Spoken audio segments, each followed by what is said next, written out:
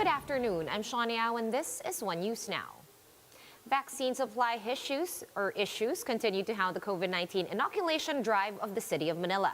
Let's check in with Romel Lopez, who joins us from on the ground. Romel, how are Manileños reacting to the very limited vaccine supplies down there? Yes, Sean, some Manila residents are calling for a more efficient vaccination procedure. This comes as a number of vaccinations went home disappointed for failing to make the cut at the vaccination site in Binondo. There's a private mall. The queuing was cut as early as 9 in the morning. At least 2,000 doses of Sinovac vaccines were allotted, but the supply outnumbered those who wanted to get the job. This sparked anger among vaccinations who waited several hours outside the site. A senior citizen called out local officials for not putting up a special lane for the elderly. The 79-year-old man said this is the second time that this happened to him. Residents are now demanding for a better system to avoid such inconvenience. Recall that the Manila LGU rejected the appointment vaccination scheme proposal. Officials said that a first-come, first-served basis is a better system to avoid missed schedules. Around 307,000 Manileños have been inoculated.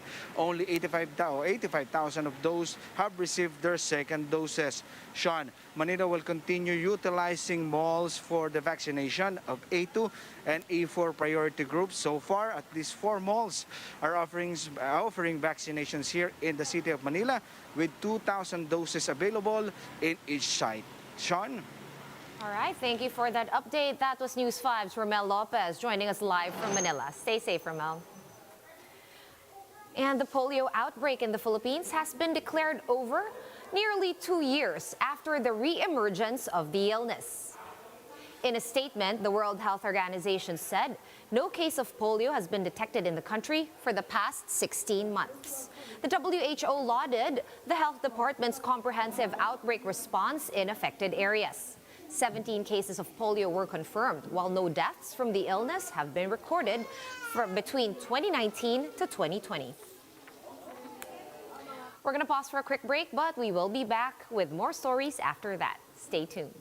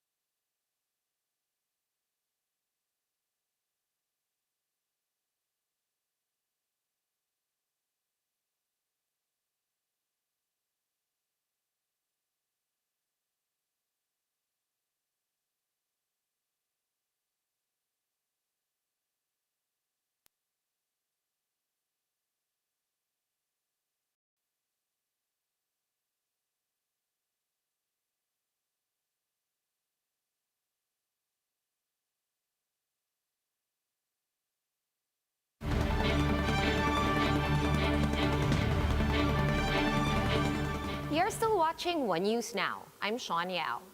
One witness in the ambush of Calbayog City Mayor Ronald Aquino has pointed to politics as the motive for the killing. Marlene Alcaide with the details. The National Bureau of Investigation has recommended the filing of murder and frustrated murder charges against 9 police officers involved in the killing of Calbayog Mayor Ronald Aquino last March. The NBI disputed police claims that Mayor Aquino's camp started the gunfight. Confident that we have an airtight case, this being a result of a thorough and impartial investigation conducted by our regional office, the Eastern Visayas Regional Office, headed by Acting Regional Director. The NBI based its findings on the sworn statements of 53 witnesses, as well as CCTV footages minutes before the ambush. The CCTV footage along Maharlika Highway showed that a silver SUV with plate number ZBM 392 abruptly took a U-turn when they came across Mayor Aquino's convoy passing at the opposite side of the road. The SUV then followed Mayor Aquino's vehicle. A few minutes later, the mayor asked his staff in the backup vehicle to buy something in the market. Aquino's backup vehicle stopped and got separated from the mayor's vehicle. The mayor's van can be seen plying along the highway, while the silver SUV continued to trail the mayor's vehicle. Then, 3 other vehicles can be seen following the mayor's van, including a white pickup, black SUV, and white SUV. When they reached Labuyao Bridge, the white pickup collided with the mayor's vehicle. Then the ambush took place. After the ambush, the white pickup and black SUV immediately fled the crime scene.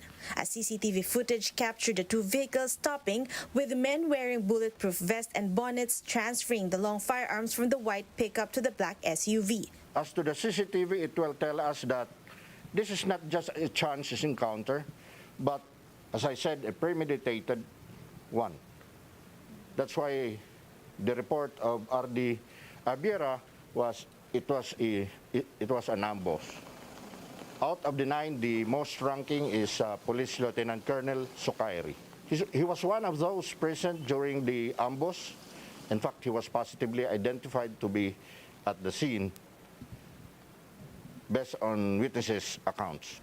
The NBI found 2 cellular phones in the crime scene. Upon examination, text messages from the police officers showed that Mayor Aquino had been subjected to monitoring as early as October 2020.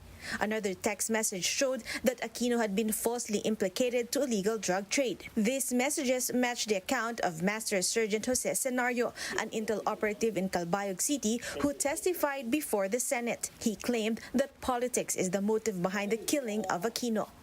Kasi that time, sir, 2 options kasi yung ibinigay sa akin. It's either to apply search warrant or i-ambush na lang si Mayor Aquino. Sinong nagbigay ng option? Si Sartabado at that time. PNP Chief Eliazar said he will put these police officers in restrictive custody. Meanwhile, Aquino's family thanked the NBI and the Senate for their investigation into the matter. The family remains fearful for their safety, but hopeful that justice will soon be served for their slain relative. For One News, Marlene Alcaide, News 5. Here are other stories we're keeping our eyes on. Signal TV and Smart have announced a broadcasting partnership with the organizers of the Tokyo Olympics. The companies are now ironing out their coverage plans for the Games, which are slated to begin in July. The Metro Rail Transit, or MRT3, will be giving free rides on June 12 in celebration of Independence Day. Commuters won't be charged from 7 a.m. to 9 a.m. and between 5 p.m. to 7 p.m. on Saturday. The man who slapped friend of President Emmanuel Macron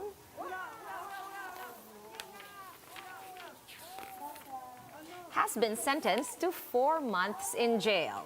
Damian Tarel, a medieval history enthusiast, said that he was annoyed by what he said was Macron's tactics to try and get people to vote for him in the next elections.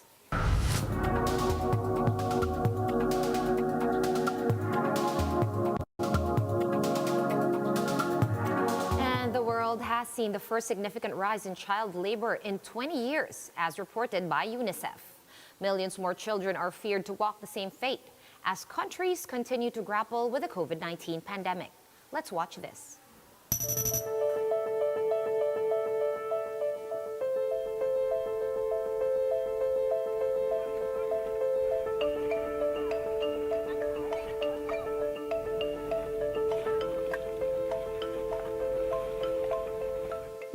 losing ground in the fight to end child labor. Even before the COVID-19 pandemic, we saw the first increase in 2 decades. 8.4 million more children engaged in child labor since 2016.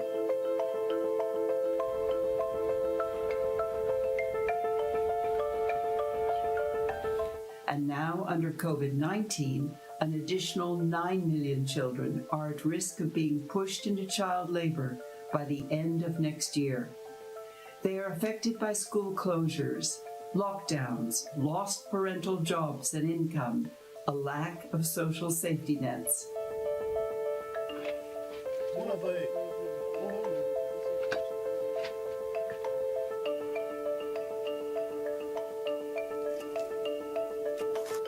Families are desperate, and they're turning to child labor as a last resort.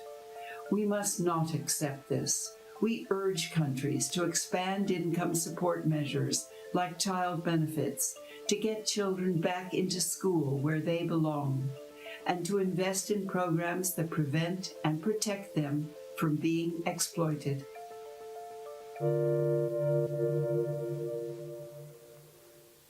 For more updates, visit News 5, The Philippine Star, and Business World online.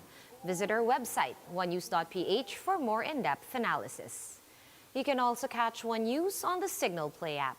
Register for a free account at www.signalplay.com and stream One News live anytime, anywhere. Mask on, wash hands, and stay safe, Philippines. I'm Sean Yao. We are One News.